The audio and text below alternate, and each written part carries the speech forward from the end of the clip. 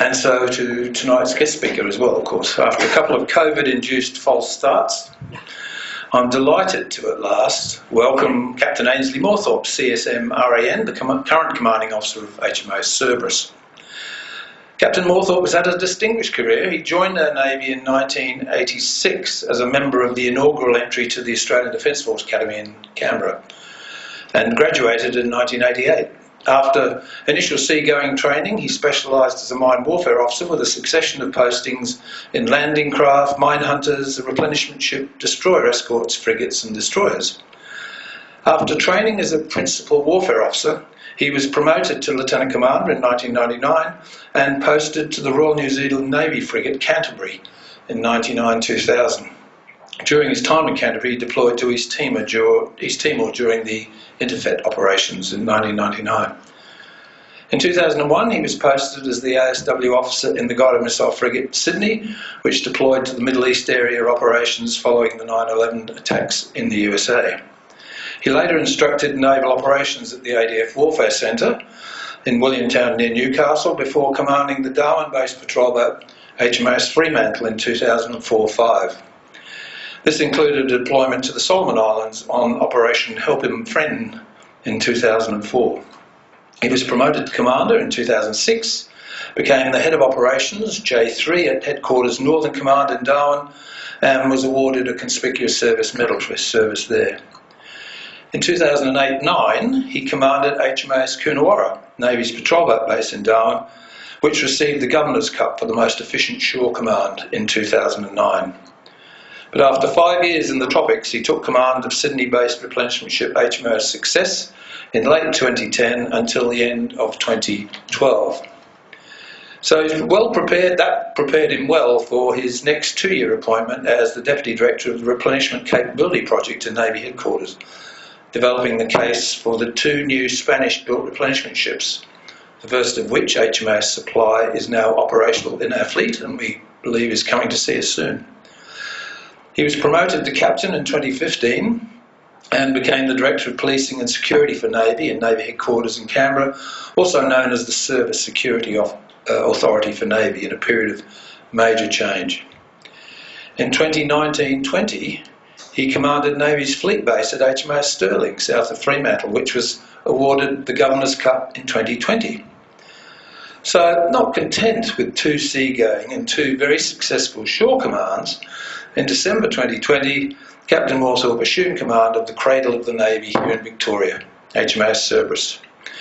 Since then, he's steered the base through the travails and disruptions of the COVID crisis while managing increased recruit intakes and the upheaval associated with the $430 million redevelopment and upgrade of most areas of the base.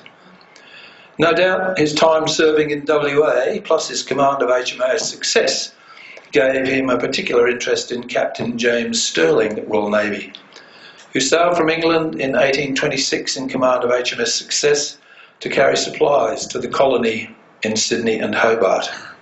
In early March 1827, Captain Stirling was off the coast of WA, where he landed and began exploring the Swan River. So I'm sure we all look forward to hearing your insights, Ainsley, into how Captain James Stirling's previous career and his experience shaped his ideas of settlement in WA and the strategic thinking surrounding that location. You're most welcome.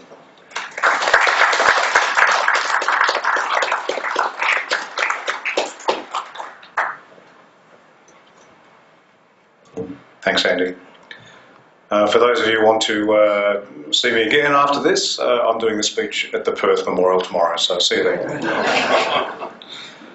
Okay, thank you, Andy, for that introduction. There are a few pictures which I need to run through, and they're synced to my talk. Once I get past those, though, I might just give you the button. You can just randomly press the buttons, because, well, here we go. I've just messed it up already. It's back on that screen. Bang, there we go. Right, so good evening, and thank you very much for the invite to be able to speak to you all tonight. And I certainly did really enjoy learning the history of Garden Island when I was over there, and part of that story has to be Captain James Stirling. My talk this evening is going to be about how Captain James Stirling was shaped by his experiences, which then shaped what happened on the West Australian coast at Garden Island. So I'm going to start back 10,000 years ago in history. What we now know as Garden Island was a low-lying ridge about 20 miles inland from the coast, and it wasn't until the sea levels rose and then cut it off from the mainland about 6,000 years ago that we now had an island. Whilst there will almost certainly have been Aboriginal tribes who passed over this land before it became an island, once it broke away, the island was not apparently used by the local natives, as there's no evidence that they used watercraft, and there's no archaeological evidence that indicates any form of visitation since it became an island. Stirling, in fact, wrote, "The local natives seem to have no idea of navigation, not even a raft. They fish either with the spears or weirs planted in shoal places." My own personal experience of exploring the island extensively was that there's no water there, which is why no one would have been interested in going out there. I say that there must have been no visitation because also over the last 6,000 years, all of the gum trees died off, and because they need fire to regenerate. And there was no human activity out there to create those fires, so they all just died off over a period of time, and they've all been replaced by a type of tree which will die if it burns, so hence my own observation that there was no human visitation on the island until the Europeans turned up. The island did, however, feature in Aboriginal mythologies, with the most significant Dreamtime stories being associated with the crocodile and woggle dreaming, or the rainbow serpent. What we now call Garden Island was known as Miandip Yondok, meaning crocodile with tail missing. The crocodile is the island, and the missing tail is the northern part of the island, with the exposed cliffs being the wounds the crocodile suffered in the battle with the rainbow serpent. I must admit that that story made no sense to me, apart from the fact I didn't know how they knew what crocodiles were in that part of the world, but I guess that demonstrates their amazing trade networks. But one day I was standing over at Fremantle, and I looked across at the island and went, aha, there it is, it's so obvious. I don't have a really good picture of that, but I have some photographs later to show you what I think they were seeing when they saw the tail being torn off.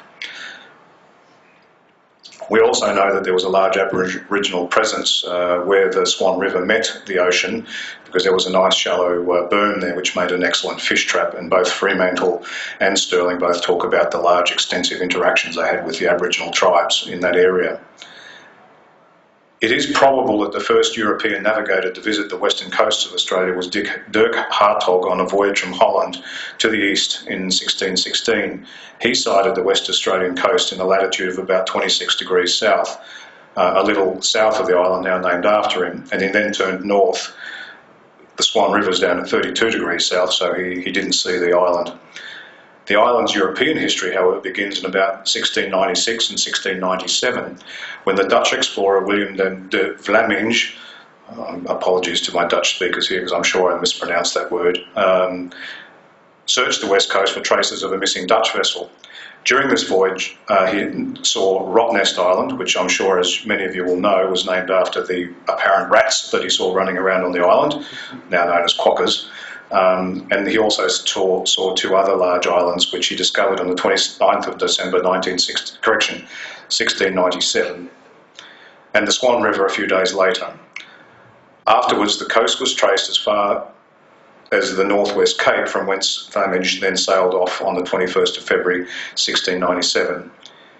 In 1801, the whole southwest of the coast was then mapped by the French explorer Nicolas Baudin, who named Garden Island Île Blanche after the French hydrographer. After this, there would have undoubtedly been sealers and reprobates going onto the island looking for seals and whalers, whilst the Royal Navy also understood that it was potentially a potential bulwark against the roaring ocean coming in and providing potentially a safe anchorage in the sound that they had seen off to the east, but they didn't know too much about it. I'm going to do this again. It'll come back up. My story this evening now needs to move away from the island to explain the next phase of European exploration and settlement in the forms of Captain Stirling and Captain Fremantle at the start of the 19th century. James Stirling was born in, just quickly on the photographs, apart from the ones that are obviously not mine, they're all my photographs. I had a great time over there exploring the island, as I said, and getting lots of interesting photographs of the island, so they're all mine. I'm happy to talk about them at the end of the presentation. So James Stirling was born in January 1791 and was the fifth son of Andrew Stirling of Lanarkshire in the central lowlands of Scotland, near Glasgow. The story of his life is critical to how Garden Island looks today, so I will now spend some time spelling out his formative experiences and how they relate to this island. And then I'll get to the story about the island. His maternal grandfather was Sir Walter Stirling, who lived from 1718 to 1786. Described as a very dashing naval officer, he had a distinguished career fighting the Dutch. Arguably, his most significant claim to fame was that he was the one who convinced the Nelson family to send their young son Horatio to sea in the Navy. James's uncle, then Rear Admiral Charles Stirling, regaled young James with stories of famous sea battles, red-hot shot, smashed-up rigging, battle lines and clever strategies, and James's favourite story was about the Battle of the glorious 1st of June in 1794. James went to sea in Uncle Charles's ship as a young gentleman in 1801 to 1803, from the age of 10. In January 1803, at the age of 13, he formally joined the Navy and sailed to the West Indies to join the 74-gun ship, the Hercules, and in January 1805 he was rated as a midshipman. In June 1805, he joined his uncle on board the HMS Glory, a first-rate three-decker of 98 guns, which was the flagship of the Rochefort Squadron. The ship joined Admiral Sir Robert Calder's fleet sent to intercept the combined French and Spanish fleet returning to Europe from the West Indies. The abortive action of Cape Finisterre at the extreme southwest coast of Spain on the 22nd of July subsequently set the scene for the Battle of Trafalgar and resulted in the courts-martial of Admiral Calder. James experienced some limited action in this earlier battle, but HMS Glory was on patrol elsewhere and thus missed the battle at Trafalgar. In the normal tradition of patronage, James followed his uncle Charles, as he would do for the next few years, into the ship HMS Samson in 1806, where they joined Admiral Sir Home Popham for the disastrous campaign off Buenos Aires and the River Plate. In December, they moved again to the HMS Diadem, where they commenced a sea blockade of the river and supported the amphibious assault at Montevideo in February 1807. Admiral Stirling had successfully argued that a direct attack on Buenos Aires would not be successful. Would not be successful due to the inability to close within the range of the big ship's guns to support the landing, as the waters were too shallow to allow this. Luckily for Uncle Charles and James, they sailed for England before the truly disastrous phase of the campaign commenced, as their successor ignored their advice and launched the attack anyway, which, as predicted, failed. In 1808, James left Uncle Charles for a time in other ships and proceeded to successfully prepare for and pass his examination for lieutenant in 1809. Lieutenant James Stirling then posted as flag lieutenant to Admiral Charles Stirling on board the HMS Arethusa in 1811. In 1812, at the age of 21, he was promoted to commander and assumed the command of the 28-gun ship HMS Brazen. He would remain in command of this ship on and off until 1818, and during this time he made what is described as a small fortune in prize money.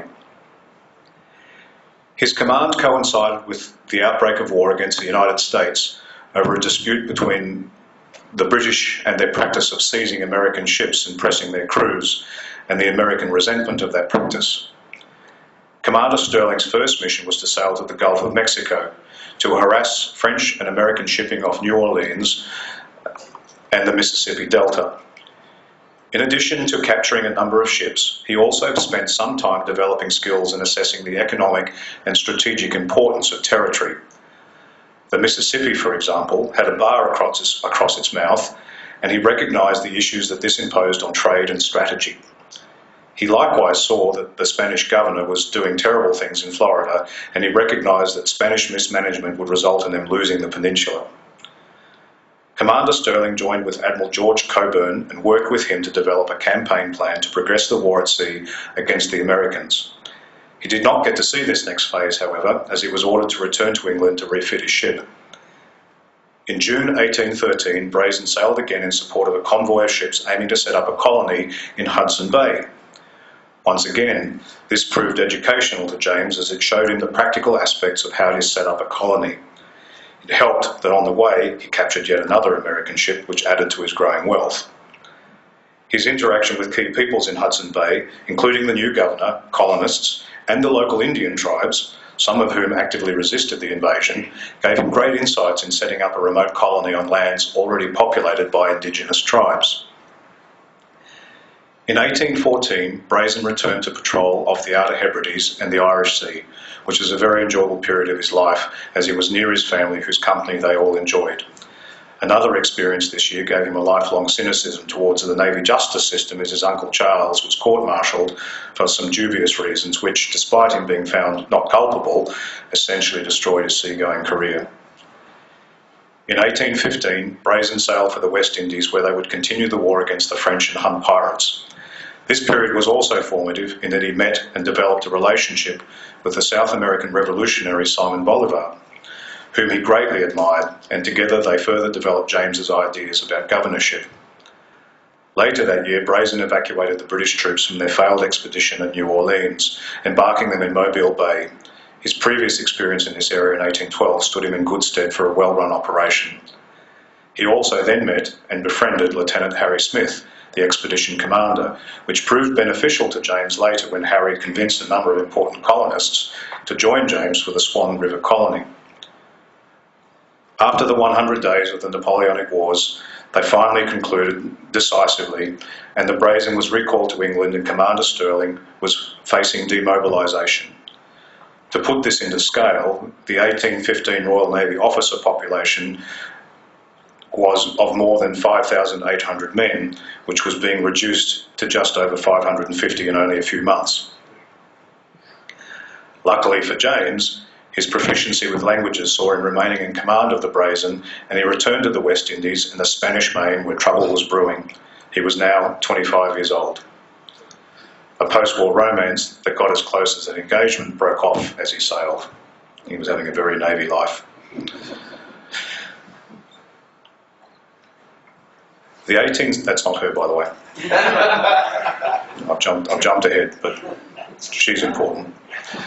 I'll explain why in a moment. The 1816 operations involved patrols to prevent smuggling and, more strategically, acting to shape the turbulent nation-building events occurring in the region. The British were keen not to offend the Spanish, with whom they had been recently allied to defeat Napoleon, but they did likewise try to shape the emerging independence movements in various countries to result in favourable trading conditions for the British. In 1817, James undertook a secret mission to learn the status of the independence activities in Venezuela. Outdated Spanish colonial management techniques were fomenting a revolt, and James once again learned some valuable lessons on the art of managing or mismanaging colonies.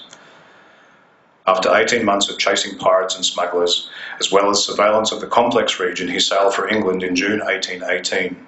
He posted off the Brazen onto the half-pay list, but was promoted to post captain at the same time to soften the blow.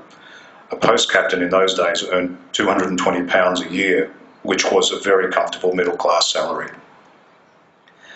Captain Stirling now had time to pursue his other interests. In 1819, he went to the country estate of his friend James Mangles to look at an amazing new plant from New Holland called the kangaroo's paw. As he drove his buggy onto the estate, he almost ran down a young lady who, to his astonishment, was riding down the road, standing on the back of two donkeys. This young and spirited lady was Ellen Mangles, with whom he quickly developed a friendship, being based on a similar spirit of adventure and whose company he really enjoyed. This friendship developed despite the Mangles family despairing for Ellen that she would ever settle long enough to make a proper lady. She was described by her doting parents as being juvenile even for her years, preferring riding on horseback, swinging, driving her donkey chase and rowing the boat instead of dancing or conversing sentimentally with a beau. The pair ended up marrying in September 1823, one day before her 16th birthday. It was a different time. All of Captain Stirling's experiences, that's Ellen Mangles by the way if you hadn't guessed, All of Captain Stirling's experiences were now to converge on this moment in history, as events were unfolding on the other side of the world. In September of 1824, a British outpost was established on the Melville Island, north of the Beagle Gulf in what is now the Northern Territory. It struggled and was reported back to England as being in dire straits, so a decision was made to evacuate the post in March 1826. There was also a confluence of other developments of geostrategic importance as the Foreign Office and Admiralty became concerned over what was about to happen on the western third of the continent of New Holland. The Dutch had a legal claim to settle it, having charted it extensively at the end of the 16th century. They were unlikely to make this claim, though, as having no high opinion of the country, but the French were starting to show a disturbing interest in the area. The British knowledge of the land was shaped by the exploration of Matthew Flinders and a more detailed study done by Lieutenant Philip Parker King in 1817. Tentative studies on possible colony sites had been developed, including the deep waters of King George's Sound in the south of the continent. Also, the Swan River had been identified from the sea, as well as the next possible site further up the coast in Shark Bay in the tropical zone of the country. There was little enthusiasm for the two west coast sites, as most explorers had witnessed the lands at the height of summer, and the grim stories of the Batavia and other shipwrecks were well known and had generated no passion for a colony on the west coast.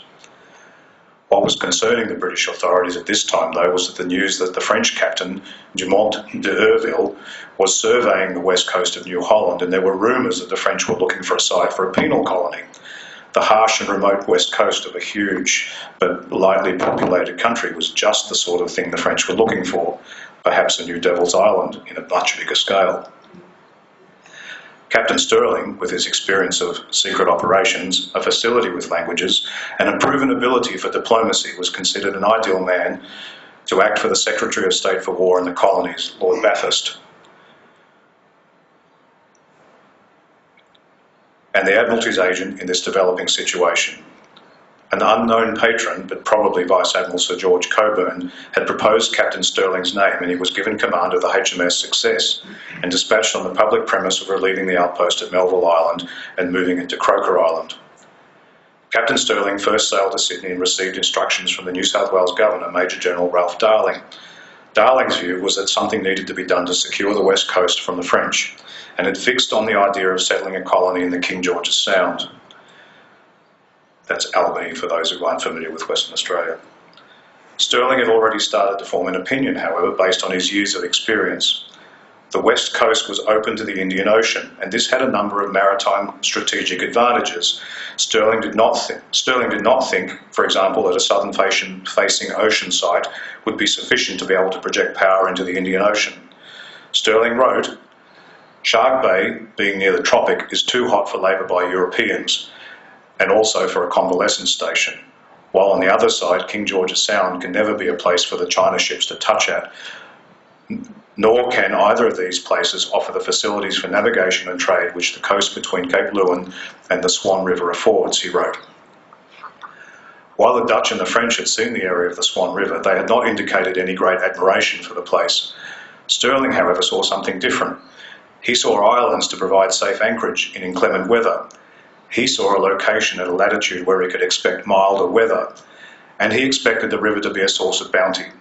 He also developed the idea that a city needed to be sufficiently far inland to ensure it was safe from naval bombardment, but also allow for a robust maritime defence from sheltered waters. Stirling arrived in Sydney in late 1826 and discovered that Governor Darling had, without orders, sent a party under the command of Major Edmund Lockyer with convicts for labour to settle the area around the King George's Sound. In December, Captain Stirling also got to meet the visiting French L'Astrolabe under the command of Captain d'Urville. Captain Stirling's diplomatic skills and facility with language allowed him to sell the mission to the Melville Island, while also convincing the French captain to show off his charts. To his horror, he saw that the French had gone much further in their explorations of the Swan River than he expected, including a short expedition up the river. While he also saw the notes that they considered the anchorage off the river to be too exposed, and the presence of many reefs had dissuaded them to look much closer, Captain Stirling realised that the French were very close to being able to make a decision to settle the land. News arrived soon after that the situation on Melville Island was not as bad as they had thought it was, so Captain Darling reset the priorities of Captain Stirling's mission. Governor Darling pushed ahead with his plan to settle King George Sound and Western Port Bay, here in the southeast of the country, but he also agreed to support Stirling in an immediate exploration of the Swan River with the potential to build a settlement in the area. The supporting documents, dispatched to Britain to inform them of the change, revealed the deep level of thinking behind Captain Stirling's view of the Swan River, based on his years of experience. First up, trade advantages. The site supported trade with ships passing south to the east and ships passing north to the Dutch East Indies and China. Stirling wrote, "The winds offer great facilities to navigation on these shores, for it is evident that vessels, whatever may be their destination, may be assured of fair winds and speedy voyages across the adjacent seas. Another advantage in navigation, particularly to the neighbourhood of the Swan River, is its position with respect to Europe, Cape of Good Hope, Ile de France, and the peninsula of India and the Malay Islands." Stirling wrote further that vessels bound from those places to the Swan River would reach it in 3 weeks less time than they could reach Port Jackson, and vessels bound from the Swan River to these places would reach them in 6 weeks less time than from Port Jackson. In fact, the eastern parts of New Holland, including Van Diemen's Land, are cut off from all commercial communication with the Indian seas to the eastward during the great portion of the year, for merchant vessels cannot beat up against the strong westerly winds and lee currents, which prevail on the south coast of New Holland in all seasons except January and February. There were cost advantages to setting up a colony at the Swan River site, as ships outbound from the UK could bring colonists and stores and then return with other cargoes to pay for the trip. Stirling wrote, "Peculiar to that position on the Swan River, advantage arises from its being very little out of the track of ships bound to China through the eastern passages. They generally make the outward voyage lightly laden in consequence of the great difficulty of making up a cargo for the China market, but if there was a settlement at Swan River, its supplies from England might be brought out in those ships at a cheap rate, and they might find there some articles suitable for the wants of the Chinese, besides obtaining for themselves the refreshments rendered necessary by so long a voyage." He further wrote that, as to navigation, attributable to that neighbourhood, results from the fine weather and tranquil seas in which would be carried on. These, together with the shortness of the voyage to India, the Mauritius, and all the Malay Islands, would admit of the employment of small vessels, an important advantage to a young colony where there is not capital for the construction of large ships or distant speculation. The Swan River also offered a strategic base. The site allows refits and revictualling in a safe zone, and Stirling wrote, "A force placed there, whilst employed in the protection of that country, would at the same time command India, the Malay Islands, and all the settlements in New Holland, because, from the nature of the coast and winds, such force could be speedily transported from that point to any of those various places. The troops and seamen, moreover, would be there situated in a healthy and bracing climate, and be constantly kept in condition to pour upon any surrounding country, either for the annoyance of an enemy's settlements," I love that phrase, "the annoyance of an enemy's settlements," "or the protection of our own. A force kept there would also prevent or counteract any hostile views entertained by an enemy upon India. For a vessel sailing singly from England would reach the Swan River as soon as an enemy's fleet quitting Europe at the same time could reach the 80th degree of longitude to which they must come before hauling to the northward, and our forces, dispatched thence, might encounter such enemy's fleet within a few days of its arrival in the Indian seas, with the crews being debilitated by a long voyage and scurvy. As a convalescent station for His Majesty's troops and ships' employment on the Indian establishment, and for the civil and military servants of the East India Company, it would be of great value, rendering long and expensive voyages to Europe unnecessary on the score of health. And while such persons would be highly benefited by such a change of climate, a colony settled there would rapidly spring up in wealth, stimulated by the sums of money expended during such visits. Tourism, iron ore, wheat. Can you see where I'm going with this? Stirling wrote that the excellent anchorage for ships of war afforded by Cockburn Sound, and which I do not hesitate in representing as superior in convenience to more than equal in safety to Spithead is another recommendation it possesses, and it has this further quality that troops or ships, while recovering there from the effects of service in India, would at the same time form the guard necessary for its protection.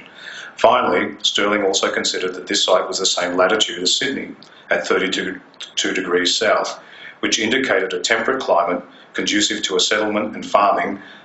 So Stirling forecast that although the coast between Cape Lewin and Sharks Bay has never been explored by any British officer, and its soil and production are as yet unknown, but it is situated at the same parallel as New South Wales, in the same climate and on the same island. So therefore it is fair to assume that in other respects it will be similar to this country.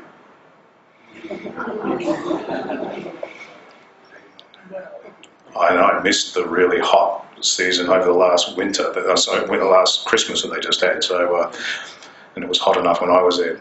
If this assumption be correct, it will admit of labour by Europeans and produce commodities well suited to the wants of neighbouring countries, which, being situated between the tropics, in a condition to exchange tropical productions for those of the temperate zone, it might, for instance, supply India with horses and wheat, and possibly coal and iron. It might supply the Mauritius with livestock and grain. It might supply the Malay Islands with various articles adapted to their wants, and China with wool, hemp, shipping, and the produce of the ocean. With respect to its productions generally, I do not think it too much to say that it may hereafter be to the various countries in India what the colonies in North America once were to the West Indian settlements. Stirling observed that a settlement here could act as a convalescent station for those whose health may be injured in India. HMAS Success therefore sailed for the area and arrived off Rottnest Island on the 5th of March 1827. While he started exploring inland, his navigation team under Lieutenant Carnac also charted the surrounding area. He named the sound Coburn Sound, extolling its virtues as a safe anchorage, and also renamed the island Garden Island. He possibly named it for the same reason that Garden Island in Sydney had been named, because he did come ashore and plant some vegetables. However, being a British veteran of the Napoleonic Wars, I suspect that he also did it just to stick it to the French. He observed a site inside the sound where he could safely anchor, noting the worst winds from the southwest, and the prevailing afternoon trade winds, now known as the Fremantle Doctor, made open water anchoring off the mainland dangerous. His preferred site was off a good beach and a higher patch of land with a hill adjacent, which all suited his thinking on the defensive needs in case things went sour and the local indigenous tribes and or the French might have attacked him. He explored the site, planted some vegetables and let loose some livestock, specifically a cow, 2 ewes in lamb and 3 goats, and he hoped that they would have all flourished by the time he returned. They didn't. Not least because the soil is poor, but mainly because there's no accessible groundwater on the island. Stirling observed that at Buash Island, which was before he renamed it, we found fresh water by digging on the shore, but as I had some doubt whether it might not arise from the loss of saline particles by the salt water filtering through the sand, I had a well made 50 yards from the shore, and it was instantly filled by fresh water. I'll tell you about the well in a second. I then perceived that the water issuing from the springs in the limestone rocks is held back by the greater gravity of the seawater, while at the same time it is prevented from evaporating by the sand and soil above it. Stirling extolled the advantages of this site inside the sound, writing, "I do not scruple to call it at all times a perfectly secure and available for vessels of the greatest dimensions, as well as for any number of them. Middle Bay in Isle Buash has 7 fathoms of water close to its beach. The mainland also has a smooth and accessible shore with deep waters all along it, except on the shoal parts indicated on the chart." Of interest, the Swan River had a bar across it, which made the crossing treacherous in any onshore wind. It was a campsite, as I said earlier, for the local indigenous tribe, as hunting and fishing was good, and he developed a friendly relationship with this group. This was in the area now known as Fremantle. Stirling's team would cross the bar here and make their way upriver, encountering many more bars obstructing passage. They would land on the shore and then offload their stores and equipment and drag the boats across the bars and then continue to set off further up the river. Overall, Stirling didn't appear too worried about the local tribes, writing, "They were harmless, lively and extremely inquisitive into the fact of our white complexions, It was not until after repeated trials by rubbing and washing that they could be persuaded that our white colour was not a deception. Their physical character will be stated hereafter. Their curiosity seemed insatiable, and to this I must attribute the only instance of theft which fell within my knowledge. I had been amongst the hills and found them near the boat when I returned. While awaiting the rest of the party, I stood at their fire which they had kindled to warm themselves during the rain. To amuse them, I took out my notebook and I made a sketch of a man opposite, and then returned the book into my pocket. No London adept could have removed it more adroitly from thence than the man we called the General did, and I should not have recovered it had not my coxswain perceived it under his cloak. Stirling further observed that in physical endowments and qualities the native inhabitants of this shore resemble closely the race in New South Wales. They are active and hardy in habit, and seem to possess the qualities usually springing from such habits: bravery, vivacity, and quickness, and a temper alternating between kindness and ferocity. Captain Stirling returned to the UK to argue his case with Lord Bathurst, but his entreaties were initially rebuffed. A strategic scare, however, not long after in the UK, and the crowdfunding of a group of settlers keen to settle forced the government's hand, and Stirling was dispatched with orders to establish a settlement in the Swan River area, with immigrants forming the Swan River colony, at the urging of Captain Harry Smith and led by Mr. Thomas Peel, who argued that they had a self-funded settlement plan of over £20,000 capital for upwards of 10,000 settlers ready to go in the new year of 1829. Stirling prepared plans, was allocated ships, and embarked the colonists. In 1829, Captain Fremantle sailed as a forward guard in his ship the HMS Challenger to prepare for the arrival of Stirling's fleet. Fremantle arrived off the Swan River off what is now known as Fremantle in April. On entering the roadstead, the ship struck a rock without sustaining serious damage, and Fremantle took possession of the west coast and made a brief excursion on the Swan River. His instructions were to wait for Captain Stirling over at Garden Island, and much to his distaste, I've read his diaries at the time, he did not like the island, he started to prepare the site for what is now known as Cliff Head, the anchorage site that Stirling had described earlier. His observation of the place, much like mine when I first visited the island 30 years ago, was not positive. He described the bush as being a small kind of pine and fit for no other purpose than firewood. The site had limited water, and one of the first things the team did was to dig a well, which is actually still visible today. And he cleared the land on the site, which is also still evident because the trees are very susceptible to any form of damage, so you can actually see where the settlement used to be. He also spent some time on the mainland exploring. Whilst he waited for the arrival of Captain Stirling, he also developed a distaste for bush tucker, particularly of the mainland tribes. He described his exasperation at his midshipmen and some of his sailors who tried the roasted nuts that they had found abandoned in the campfires ashore, which he had previously himself tried and had made him excessively sick.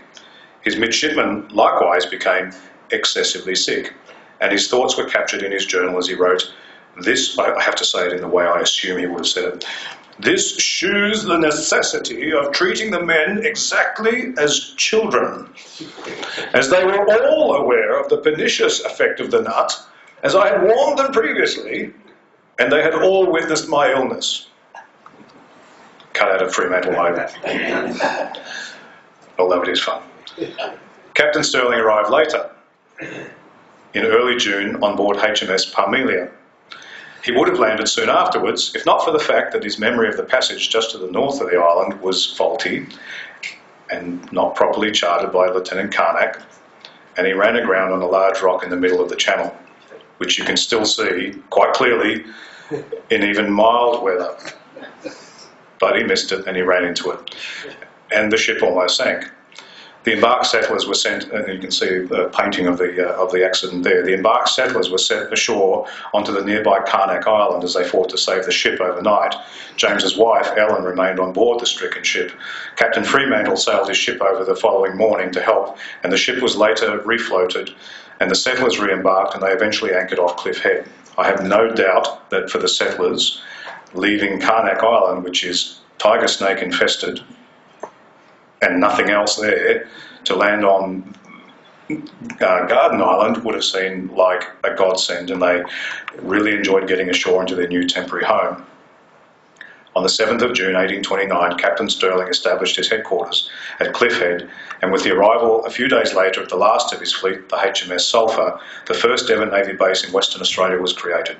And whilst I was in command of Stirling, we celebrated the 190th birthday of the Navy base at Garden Island.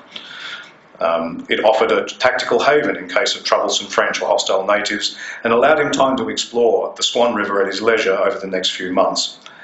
With the arrival of the last of his fleet, his sailors, soldiers, marines and settlers, all free settlers, Western Australians are very proud of that, numbered a sizable community of over 450 souls living in what they named Sulphur Town.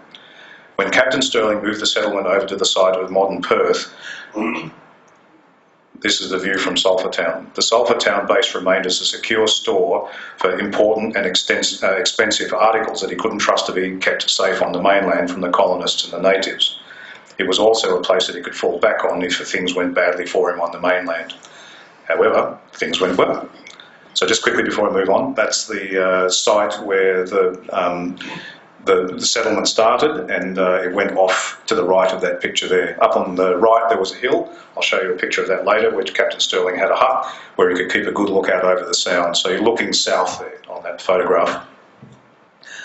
So things went well though. And Stirling was appointed Lieutenant Governor of the settlement and identified and claimed the settlement of Perth on the 18th of June 1829. In 1839, when there was prospects of war, he resigned his office to proceed on active service. During the years 1840 to 1844, he commanded the Indus, the HMS Indus of 78 guns on the Mediterranean station, and during the years 1847 to 1850, the HMS Howes of 120 guns on the same station. He was created a Knight Grand Cross of the Order of the Redeemer of Greece. On the 8th of July 1851, he was promoted to the rank of Rear Admiral, and from January 1854 to 1856, he was Commander-in-Chief of the China and East India stations. In 1857, he was given the rank of Vice Admiral, and in 1862 that of Admiral, and he died on the 22nd of April 1865. Right, I've got the zapper there. That's the site there. You can see the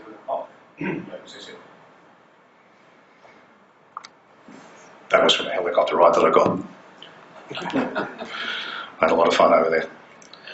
Right, where am I up to? Garden Island, yeah, he died, that's it. I'm at that point then, right. No more, not going to talk about him anymore. But I will talk about now what his legacy was in terms of the island. So Garden Island saw a number of historical events over the years of European settlement. On the 10th of June, 1829, a soldier's wife gave birth to the first Western Australian of European descent, and on the same day, the first sailor to die on the island was killed by a falling branch. He's still buried somewhere on the island, no one's ever found his body. Garden Island was the site of the first inaugural horse race meeting on the beach, just going back, just there between the ammunition wharf, along that beach there. So that was the first inaugural horse race meeting on the beach just south of the Ammo Wharf in July. Sadly, the settlement was destroyed in May 1834, and only the well is now visible after soldiers of the Swan Colony's 63rd Regiment came ashore from their transport ship for a banyan. They got a bit too wild, a bit too raucous, had a bit too much rum, and they burnt the place down. So there's nothing left there except for the hole in the ground, which was the well. On the 190th birthday, I had the senior army officer of Western Australia, who was also a sapper, come and join us for the party as we lit the candles on the cake, and she was allowed to set fire to it as the army representative to celebrate our history, and I had one of my young sailors with a fire extinguisher ready to go. Governor Beasley thought it was hilariously funny. We also, just as an aside, got to play the horse racing that we do on the decks of our ships, and he'd never seen that before, so he bet huge amounts of money on that race. It was hundreds of dollars being bet. It was quite extraordinary. The island's link to the maritime development of the West continued as now Governor Stirling allowed civil shipping to use the sheltered waters of Careening Bay inside Cockburn Sound until late into the 19th century. That's him creating Perth. Some of the linkages, I'll come back to that. That's just talking about the trade routes and things that you can get there, how fast it is. Well, there's me, doing what I like doing best. Just randomly press buttons. I will come back to some of the pictures at the end if you've got any questions about the island itself.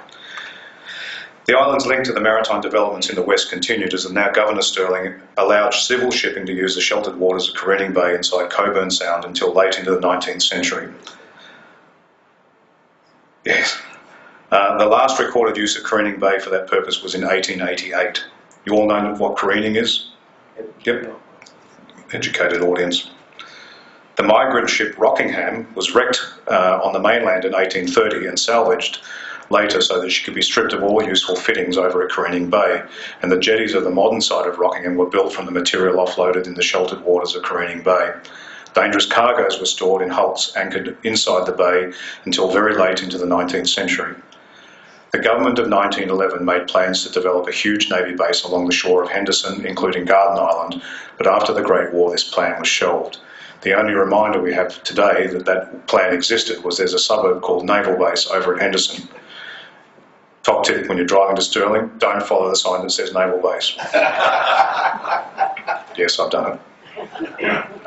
As an example of Stirling's strategic foresight in World War II, just prior to the Japanese attack on Darwin in February 1942, Garden Island was selected as one of the several locations for heavy artillery and submarine boom nets to protect Cockburn Sound. By August 1944, the Port of Fremantle was protected by one of the largest and most comprehensive gun systems for any Australian port. Interestingly for me, having been the CEO of Coonawarra, the guns of one of the Garden Island batteries were the guns that had been salvaged from the wreck of the USS Peary, which had been sunk in Darwin Harbour on the 22nd of February 1942. I also commanded the patrol boat HMAS Fremantle and the warship Success. So I'm starting to get the feeling that I was always meant to go to Stirling as the captain. Garden Island, in addition to the presence of Army engineers and gunners, also hosted Special Forces teams, the Z Force, famous for their daring raids in Southeast Asia and Singapore especially.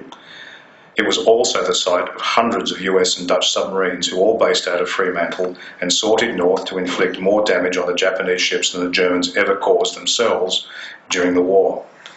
The city was never attacked in the war, and Stirling's idea that power could be projected into the Indian Ocean and up into the Spice Islands whilst their own base remained safe to the rear had been proven. The period of the 1940s and the 1950s saw a gradually declining association with Navy, and the mighty fleet of US submarines went home after the war, and the 10 frigates and corvettes of the Australian fleet that had been anchored there were scrapped. In 1966, the year I was born, there are more and more portents that I was going to go there. Plans were made for a Navy base on the island, and construction commenced in 1969. The Causeway Bridge was built in 1971 over the narrow southern opening into the Sound. Wharves, workshops and accommodation were followed in 1975, all based on the design aesthetic of the military base at Shrivenham. Terrible red brick buildings. Why they couldn't have chosen Dartmouth instead, I don't know.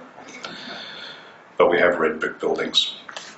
HMAS Stirling was commissioned in July 1978. Also now known as Fleet Base West, the base has assumed a more and more important strategic role in the strategic foresight of James Stirling, being able to project power into the Indo-Pacific from a large and robust industrial base with a population to refit and man the modern ships of war. With billions of dollars of new investment and capability in the base underway, the truth of the need to face the Indian Ocean for ready access into this critically important region based on the trade and exports Stirling expected to see and developed, we can now see that his Navy experiences set the scene for the Navy we now see in the West. So that concludes my talk, and I hope that I have been able to explain to you how the experiences of a naval officer during his formative years all set the scene for what we now see as Fleet Base West and HMAS Stirling. I'm very happy to have questions.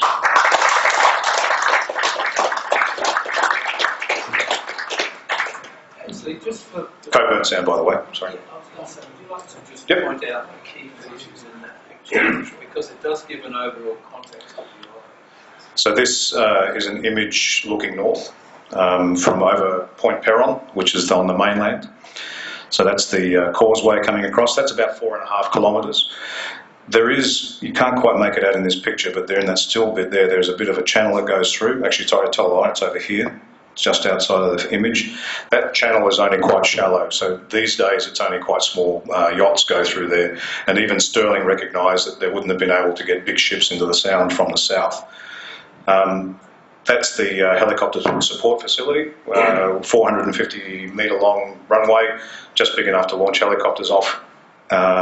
We put all of the aircraft on the Western Australian based ships in there. The road goes around into the operational port area, which is all of this area from here. This southern bit is where we have the Clearance Diving Team 4 and a whole bunch of support craft. We move across to the major wharf sections just through there, and there's a whole bunch of fleet support unit, which are heavy engineering units over there. The accommodation's up in there, and then the island itself is 12 nautical miles long, so it goes way up to the north there. It's only about 1.5 kilometres wide, but it's about 1,200 hectares. And up in the northern part, there's an ammunition wharf. One of the largest ammunition facilities in the country is up there. And they also maintain heavyweight torpedoes for all of our submarines and US submarines. It's the only site outside of the United States which is authorised to give US submarines torpedoes. And the rest of pretty much all of this and all of that, all the way up to the northern part of the island, is wild. So one of the great things about being the CO of the base, which is why I did spend a lot of time going around there, is this is an ark sitting off the coast of Western Australia, and it's representative of what the world looked like 4,000 or 5,000 years ago. So it's an extraordinary place. Because of all those historical things that happened, the fact that Stirling kept it secure and didn't let anyone go there, they put dangerous cargoes over there, and there was no water. It's quite rugged, so the biggest hill on the island is 50 metres high, and this is all very rugged countryside through here. The bush is unbelievably thick, impenetrable in most instances. So no one ever did anything to it, and there were a bunch of squatters that came across after World War II to set up all of their holiday homes over here. A bunch in there and a bunch further north. 1966, when they decided they were going to build something there, and up into the 70s they made all of the squatters sign the lease for their cottages, and then evicted them all. So I used to get chest poked all the time by people when I went to functions. You kicked us out of it. I wasn't even born. But so the island itself is untouched, unlike Rottnest, which is just over there through the rain, where they did farm. They did salt farming as well, like mining. So they chopped all the trees down. So one of the interesting things is that we had a nursery on the base. So we grew all the young trees because, as I said, they will die if they get burnt or they get chopped down. They won't regrow. When they get to a certain age, what we did then was we would send the young trees across to Rottnest, so they could start tree planting on Rottnest. Because that's when you go, if those who have been on Rottnest, it's a barren wasteland, particularly on the western side.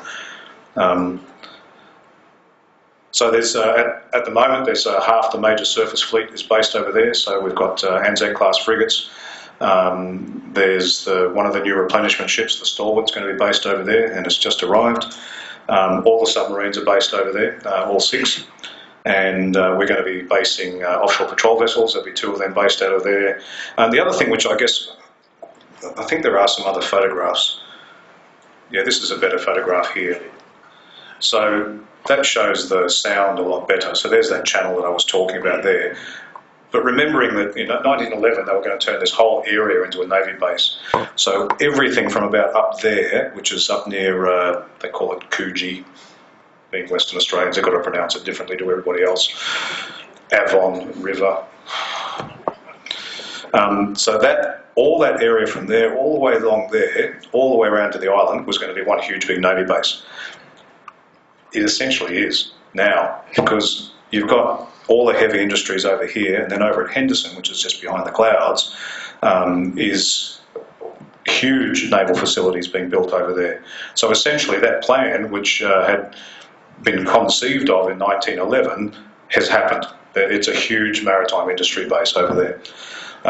The Sound itself, they're talking about digging a second channel to parallel the first one because of the amount of shipping that they're expecting to come in out of here. Huge amounts of, that's all the grain silos at Rockingham. So there's huge amounts of wheat come out of this part of the world.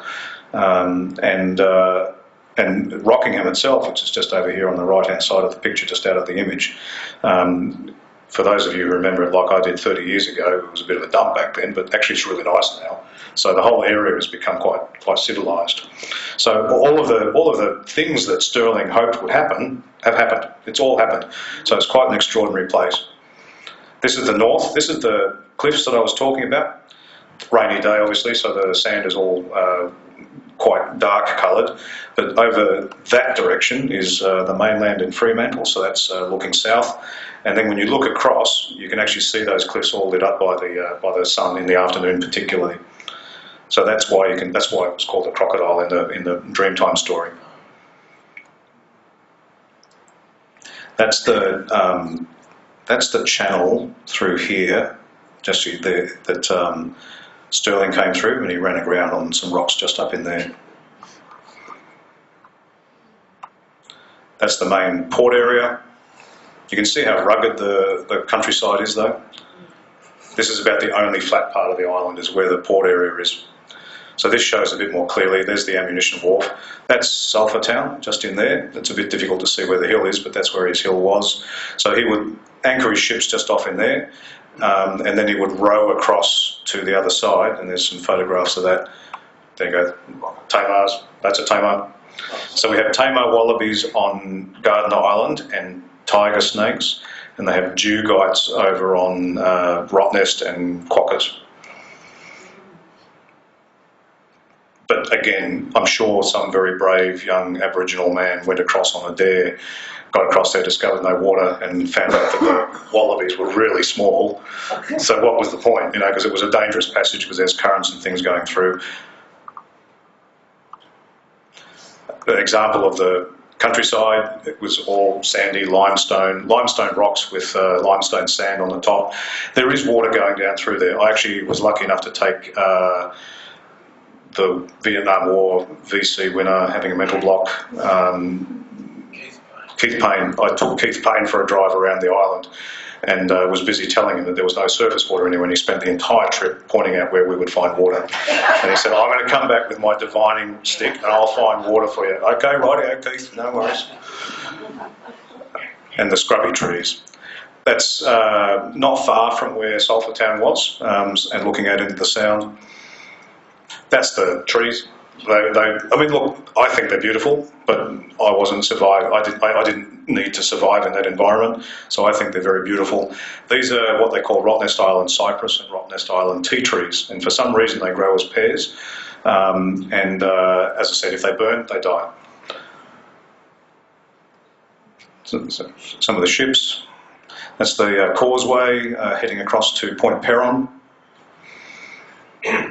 That's looking back into Careening's Cove. Across, there's the sand spit just near the end of the causeway. Looking north. This is why the island is amazing. I never realised how big the storms were in Western Australia until I lived through a couple of winters over there, and they're massive. And it's quite extraordinary to be over on the sheltered side where the port is, to realise again what an incredibly clever place it was to put a port. It's very, very sheltered from these really, really wild weathers. That's modern Rockingham across there. All limestone. West Coast is it's like a wedge, so it's higher and it goes down to the shallower part on the inside. All being eaten away by. There is actually there's a 5-fathom bank, they call it, which is another ridge line, which is just on the western side of the island, which is actually protecting the island from the worst of the weather. So even though these waves are coming in and hitting like this, they will never really destroy the island in humanity's lifetime. Although, yeah, what's going on in Europe anyway? We'll wait and see what happens with that.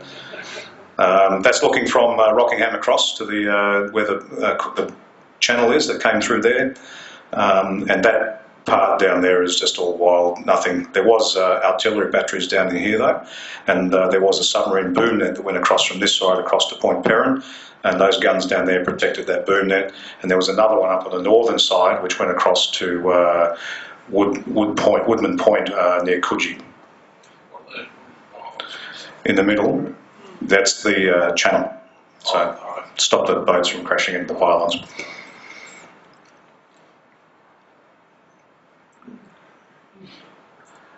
extraordinarily beautiful place. I mean, the wild storms in winter, just, you got the incredible, and then the smoke and everything else, you just got the most amazing sunsets. Western Australian sunsets are amazing.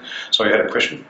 Just how many serving personnel on the island? So there's about 2,500 uniformed people. There's about another 1,500 public servants and contractors. There's the ammunition facility, for example, is run by contractors. The torpedo maintenance facility is run by contractors. And whilst I was there, we were spending upwards of about $700 million on a redevelopment. So we had another 1,000 workers on the island. So it was a pretty big base. That's Karnak Island up there. Looking from the northern tip of the island, of Garden Island, looking across to the mainland, you can see the number of ships that sit in the roads. That's from one of the hills, so again looking across at Rockingham and the channel into the Sound at the south. That's the huge industrial area on the other side. It's extensive now. Yeah, that's the cliffs at the north on a sunny day. So you can see how they reflect the white sand, and you can see it quite clearly over at Fremantle. There's Fremantle. So looking back at Fremantle, that's the Maritime Museum just there, Harbour Control Port Tower in there. So Stirling and his team would row across to there and then go up into the river. That's orange thing at the bottom is actually one of the gun batteries looking into the base and the careening cove. Great weather. As a photographer, it was awesome. Yeah. This is an interesting cove. This is up on the northwest corner of the island, and this is evidence that there was, at one point, a whole bunch of eucalyptus trees, because you can make out things like that. These are the tree roots, which are now falling out of the limestone cliff as it's eroded by the weather, and they're falling into this little bay in here. So there's all of the ancient 20,000-year-old eucalyptus tree roots are all now being exposed. Amazing wildlife on the island. We had 3 osprey pairs nesting on the island, and they had chicks every year. It was a really healthy place. Seagulls come across from Point Perrin. As a wildlife haven, it's incredible. And it's a Navy base. I remember taking the German Chief of Navy for a drive up there, and there was ospreys and tamars and all sorts of stuff, and he was just walking around amazed, and I said, "Hey, it's a Navy base too, sir." Yeah, there's a whole bunch of little penguins. I never saw them, unfortunately, because they come out at night time, but there's a huge colony. In fact, they did studies on the penguin colony, and they actually, because they emigrated across from Penguin Island down at Point Perrin, but the colony on Garden Island established itself there when we built the base, because we built perfect habitat for them. So all of those rock walls is where they love nesting. We're also tagging them and looking after them, putting boxes out for them, and they've actually done studies. Most little penguins, like the ones at Phillip Island, they'll travel 20 miles out to sea looking for fish. These penguins at Garden Island will only go out into the Sound. They're the fattest and laziest penguins in the country because they don't have to go anywhere. They've got such great habitat. How about water and electricity? Is it right? It's piped across the bridge, across the causeway from mainland, but we also have now, as part of the redevelopment, we have the ability to provide 100% of our own power through our own generators. We have water storage tanks that give us a week's worth of water if we get cut off. So yeah, well, the island can be self-sustaining, but for a relatively short period of time. If we lost that causeway, it'd be a big problem. I was about to ask, Ainsley, the causeway seems to be a critical source. Yeah. And it's been identified as such.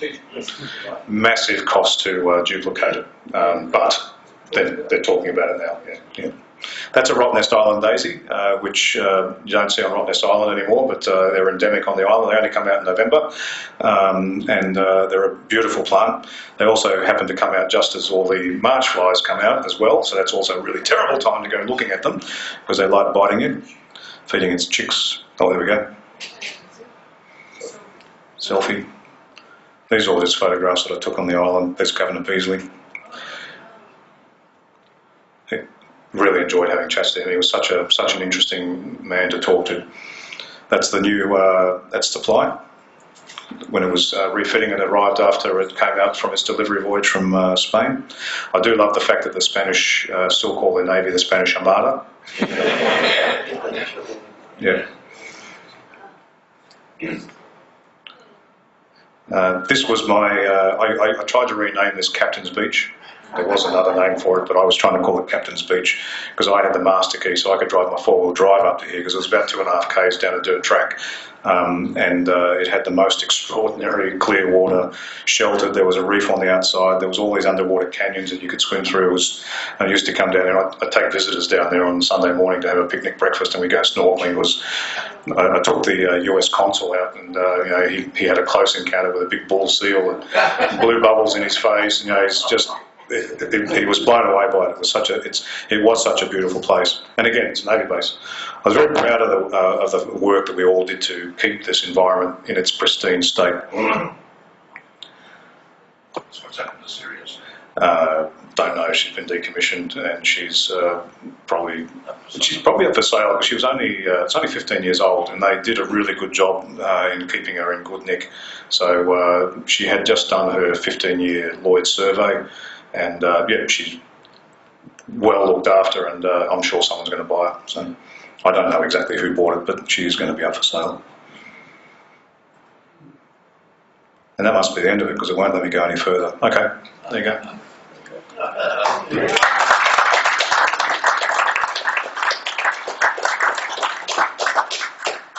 Just conscious of the time, it's getting close to my bedtime anyway. I don't know about you guys. Are there any other questions? Yeah. Well, you go, sir, and I'll come in. You mentioned West Australia, when it was set, it was a free settlement, it was initially. Yes. So they get bring convicts in. Is that Stirling that brought them in later? And did you find out why? I don't know when the convicts arrived. Definitely, about mid-40s. Yes, and he was there until 1948, is that what I said? So yeah, he must have brought them in, yes. Yeah, okay. Yeah, I mean, there's things like, I always thought, for example, that the Roundhouse, which is there at Fremantle, I thought that was for the convicts. It wasn't, it was for the Aboriginals, because they had a prison out on Rottnest Island for the Aboriginal tribes. Because, as we all know the stories, I mean, they chased away all the hunting food that they used to hunt and replaced them with these big fat furry animals called sheep, and they'd spear them because they had no food together, and then they'd get arrested, thrown into the roundhouse, so it was all pretty tight. Stirling's an interesting character. I deliberately didn't talk about some of his later time as the governor because I think that's a completely separate story. He's associated by a lot of people in Western Australia with the Pinjarra massacre. So if you say Stirling in Western Australia to a lot of people, they go, so I deliberately didn't touch on that particular aspect of his time. I mean, I saw evidence in his writings about, he made an effort, and he also knew that if he established good relations with the native tribes, then things would go better for him. In fact, that 1827 visit, he specifically went around and he talked about how he would approach them, for example. So he wouldn't walk towards them, but he wouldn't back away either. And he would let them, if they wanted to, come to him. Because the idea was that if he went towards them, they would see that as aggressive and he may end up having to fight them. If he walked away from them, they'd see that as retreating and they would not respect him. So he had a deliberate policy on how he would try and ingratiate himself in a firm way with the local tribes. So I honestly have never read into the Pinjarra massacre, so I don't know what led to it. But clearly it didn't go too well towards the end of his time there as a governor. Yeah. Was there an answer to that? No, I was going to say about the convicts. Yep. 1848, the first settlements with Stirling, the colonists had very, very difficult time trying to establish themselves. And eventually they decided that they would approach the British government and get transportation reinstituted, or actually reinstituted in Australia, because it had ceased in 1842 in New South Wales. So in 1848 they started transportation again for the West Australian colonies, and that helped them establish, to a greater extent, the farming and so on. And I think it ceased about 1868. I think they only had transportation for about 20 years. Yeah, there you go, fantastic. Based on a practical question, your young sailors, journey time home from the island, getting back to... The thing I discovered about living in Perth is that they they don't have a problem with the fact that you'll drive an hour and a half to get home. The city is so spread out. I mean, from where I was at Garden Island to go down to Mandurah, which is at the southern end of the city, was a 45-minute drive. It was a 50-minute drive for me because I lived up in Fremantle, and it would be a 2-hour drive to get up to Joondalup, which is up in the northern suburbs. So do the maths, it's about a 3-hour drive to get from one end of the city to the others. A lot of people are living in the area around Rockingham, that sort of area. There's a lot of nice housing estates through there. Fremantle's my sort of town, though. I loved it. And I was very lucky. I had a house over there. It was actually called Gun House. I ticked my fantasy house list because there was actually a gun at the front door, a carronade at the front door. Tick. Fantastic. And now at Cerberus House, I've got a library, so I've ticked all my fantasy house requirements. It's fantastic. But it was an 1813 carronade, 68-pounder carronade, which had obviously come out and been stuck in a warehouse for all its life, and for some reason it was sitting at the front door of Gun House, so it was pretty cool. Yes. I take it that most of the people posted to Stirling live ashore, or at Rockingham, or in Byron's. Yep. The people that live on board the island, as it were, I take it they're people that are on courses or... So there's no married quarters on that island. There's only single persons accommodation, and there's about 650 bunks. So they've actually done on a lot of those different bases. It's called single LEAP. You might remember what it stands for. So LEAP stands for something to do with accommodation. Something or other. It's modern accommodation. It's environment accommodation project. That's it. Yeah. So it was designed to bring in modern standards for accommodation. So what they all got was basically a bed sit. So it didn't have a kitchen in it, but it was its own self-contained, really nice places to live in. There's about 650 there's about 450 of those, and about 250 of the older style barracks accommodation, which was pretty substandard.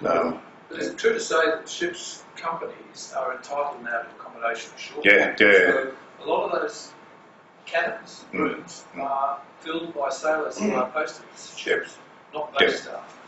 So people actually prefer, so if you're posted to a ship, they actually prefer to be in single LEAP because you don't get evicted, your place is secure, and you can just go. And it's better than having a rental ashore, for example, because you don't know who's looking after your place. You don't know if you're going to get evicted while you're in the middle of the South China Sea or something like that. So they are fully subscribed. In fact, the single LEAP accommodation, which is actually really quite nice, was running at about 98% occupancy. So it was chockers. So people will move ashore if they've got families because it's only for single people or unaccompanied people. Submariners would live in those too? Yep, if they choose to. So they get a choice. I mean, if you're over there for longer than a year or so, then they offer you up rental assistance. So if you're a single person, they'll give you money to go out and rent somewhere. And if I hadn't been given a house, I would have chosen to live in Fremantle because, as I said, it's my sort of place. And I was happy to drive the 50 minutes to get to work. So although when I was there initially, it was about an hour and 20 minutes because of the roadblocks, because of the road works and things that were going on. It was a bit of a nightmare, but anyway. I'd sit at Point Perrin for about 15 minutes and move 100 yards. It was pretty bad. Can you say that the Navy has increased its own capacity by having that base there? As you said, there's only 2 or 3 Victorians now joining the last day. So do you think you're getting more West Australians coming to sail? Statistically, the most, what's the right word? The most forthcoming state in terms of giving us recruits is actually Queensland. Western Australians are up there. Victoria's up there as well. It's just so that example in the last, it was based on COVID issues, to be honest. So it surges and comes and goes. So one course will have more Queenslanders in it. The next course will have more Victorians. So there's no real. Queenslanders are the ones where we get the most recruits from. And yeah. Ainsley, in a related sense, we found that we have retention problems by virtue of people, particularly submariners, who are consigned to only ever serving in Western Australia, and yet most of them have been recruited from the eastern side. So it's not their native home. Did you see examples of that on a daily basis? Does it cause discontent amongst? I think the problem for the submarine community is that for a long time, because it's not going to change anytime soon, you will be posted to Western Australia or South Australia. So though there are people who don't want to be stuck there for the rest of their careers, who just won't become submariners. Once they become submariners, they never want to leave. It's like, I mean, Darwin was like this, Perth is like this, Cerberus is like this. There are people who get posted to those areas who never want to leave. And I can understand the attraction. I mean, if you're into an outdoors lifestyle, you're happy to abandon all form of culture.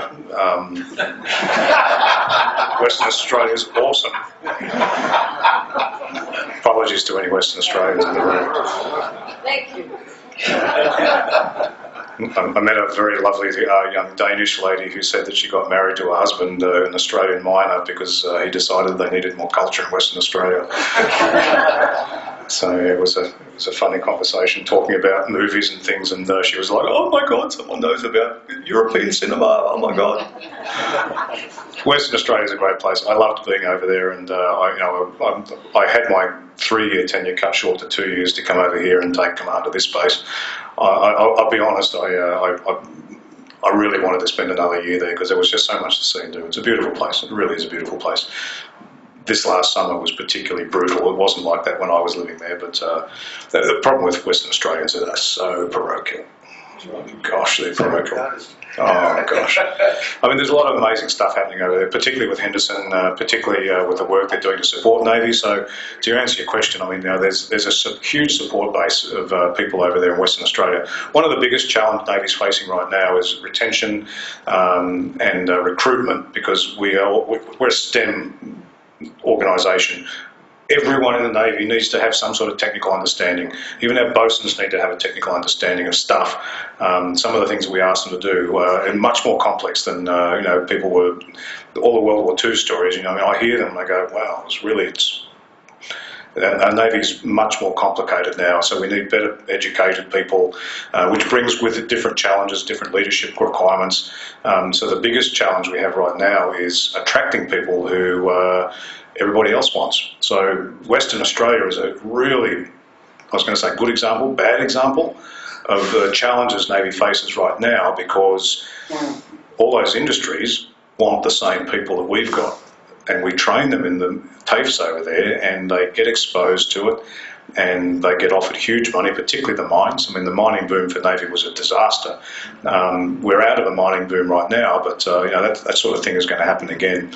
So the good thing, though, about Western Australia, which is actually one of the things about Stirling's foresight about that sort of city, is that the way we see it now, and we're really working hard to try and make sure that this is actually part of a career continuum, is if you join the Navy as an engineer, you get trained up and we give you all these skills. You go off and have a boys' own adventure or girls' own adventure, and you get all these amazing experiences, and then you decide, I actually want to be home, I want to be with my family, and then you go and join Talus, or you go and join any of those shipping industries over there. We haven't actually lost you, because you're still working on our ships. And Western Australia, I think, you can't quite see it in Sydney because it's such a big city and it's so absorbed in so many other different industries.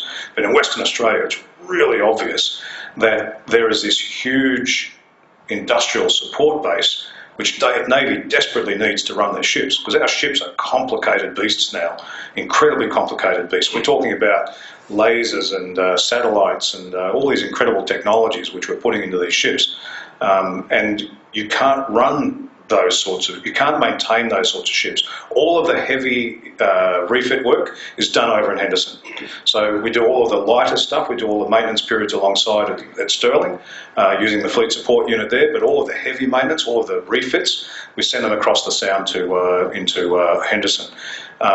Which is great because our sailors can go home while their ships are being refitted, but it's a perfect example of Stirling's foresight in that you need a major population centre to be able to run these sorts of navies, because without those people, those ships won't work.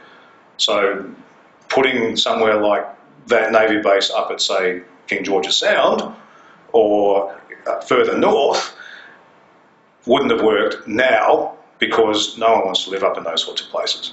The few that do, you don't want to work on your ships. You have to ask why we build ships in South Australia. We should have moved to Don't get me started on that, sir. I'll get into trouble. But yeah, they're well, I'm still serving, and I'm being video recorded too. So, so I'll cut that short, sir. I won't go into that. Yes. So, looking to the future, you've had visits there from nuclear submarines Yep. from other countries. Yep. One day there'll probably be our submarines there. And what sort of extensive modifications would to support these? I'll be brutally honest. I don't know. Reason being is because there's a massive body of work which I haven't been exposed to, I haven't been privy to.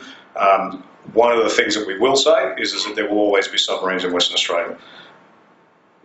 I won't say any more because I don't know. I don't know what they're planning, and they're still working that stuff out. The nuclear side of things, yes, we're a nuclear port. So whilst I was there, we had US nuclear submarines come in, and we had French nuclear submarine come in. Yeah, we're fully nuclear capable over there. That requires a lot more effort. So when we do get nuclear submarines, if they're going to be based out of there, it'll cost a lot more money because you're going to have a lot more support mechanisms, which we only set up when we need it, but it'll be there permanently. So guard ships, nuclear monitoring, all that sort of stuff. It was a huge network, and we worked in with the Western Australian Police, emergency services. It was a huge network. Radiation monitors from the universities, they all came in and set their stuff up. So yeah, it's a big deal, but the port is nuclear capable.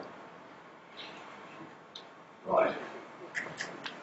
Ainsley, it leaves me to say a very sincere thank you for, I think it's been a fascinating insight. I think we sold this under false pretenses in the sense that this was all just going to be about Captain Stirling, right?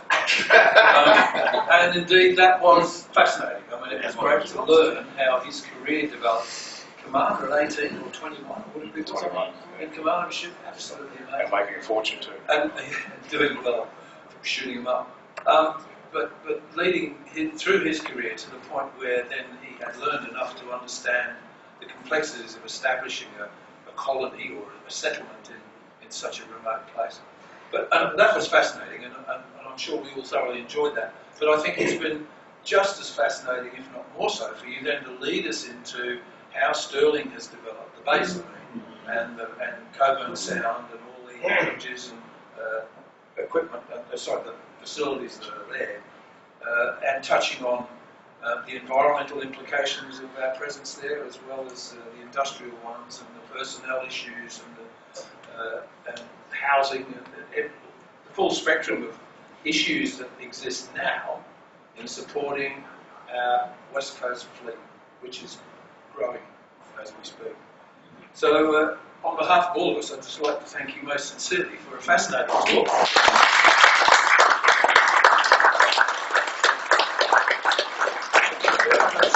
Small surprise gift, which you might Western Australian wine. better still, French. Thank you. Thank you. Thank you.